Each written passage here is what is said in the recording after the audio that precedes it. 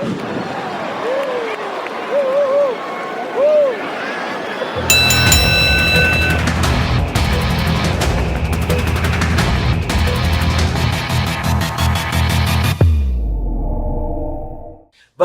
let's start with one that's been a mystery, a myth, has been challenged, has been said it didn't happen. Guys reputable, no, it did happen. And it's the big Cobo Arena box office robbery. Now, this story has never been told publicly. It's infamous in the business, in the wrestling business. Back in the later 70s, this was in 1978, right? October 8th, 1978, there was a Cobo show. At this point in time, big time wrestling crowds had dropped from 12,000, 10,000 to 3,000, 2,000, and eventually would drop off even further to the point where big time wrestling was no longer presenting at Cobo Arena. But money was tight.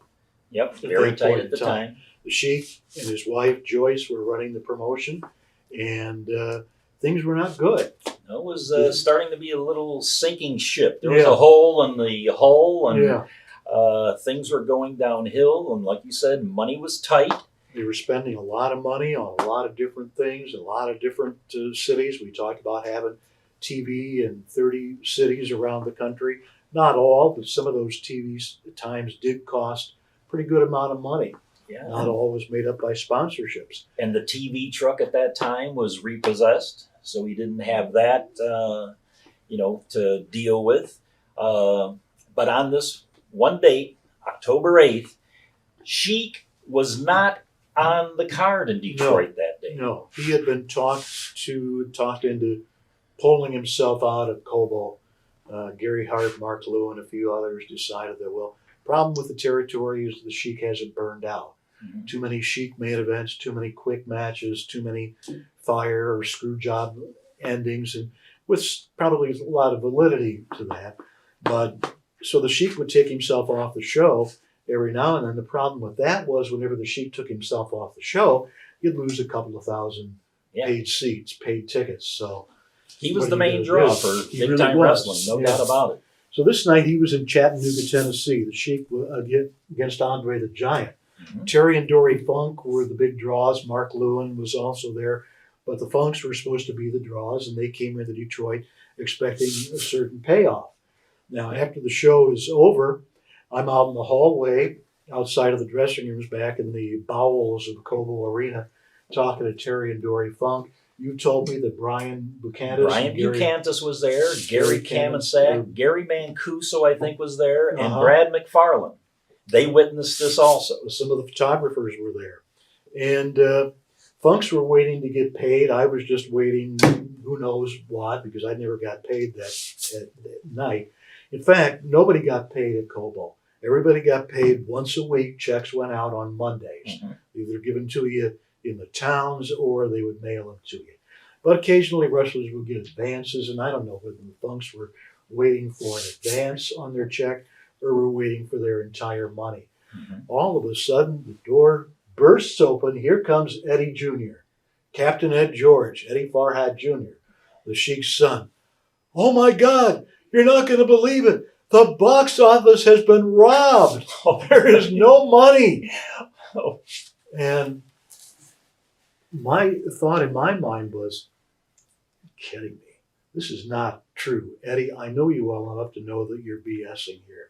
The Funks knew the same thing. Nobody really acknowledged, I don't know what he expected us to do, start jumping and tearing our hair out and whatever might have happened here. Somebody really robbed the box office. Nobody believed him.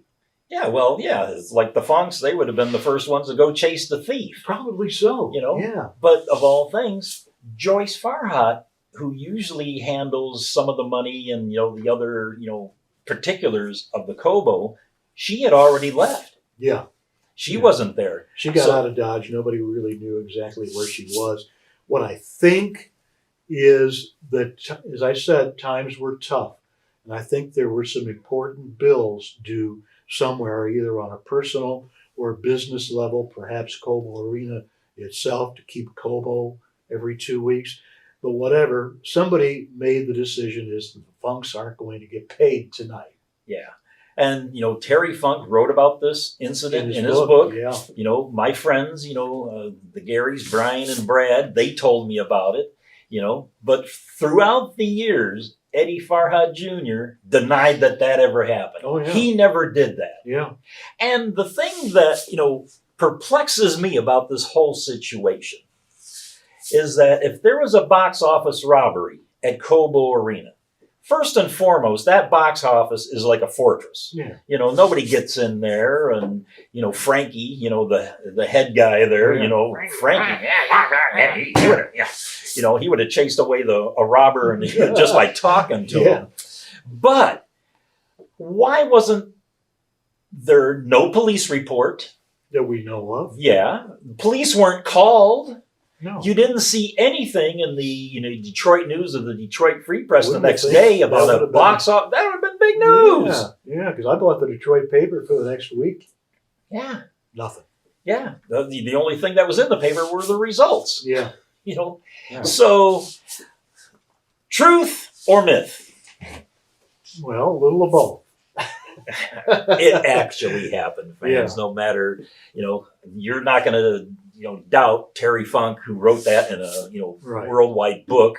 Of course, as he wrote in his book, it was after a match between he and Dory against the Sheik and the Butcher. But in fact, it was not. The Sheik was not there. Night. If the Sheik had been there, my opinion never would have happened. No, he wouldn't have let that. Sheik would have sat down with Terry and Dory and said, "Look, man, can you float me for a couple of weeks?"